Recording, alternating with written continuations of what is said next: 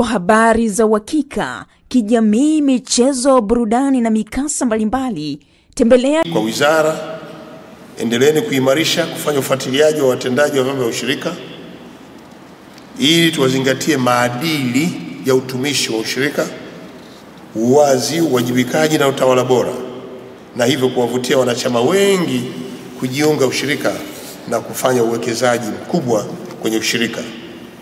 Wizara ya Kilimo pamoja na Tume ya Maendeleo ya Ushirika, nyie hakikisheni utekelezaji wa mikakati yote iliyopitishwa, hususan katika maeneo ya teknolojia ya kilimo, lakini pia upatikanaji wa pembejeo na masoko yake vinaimarishwa kamilifu.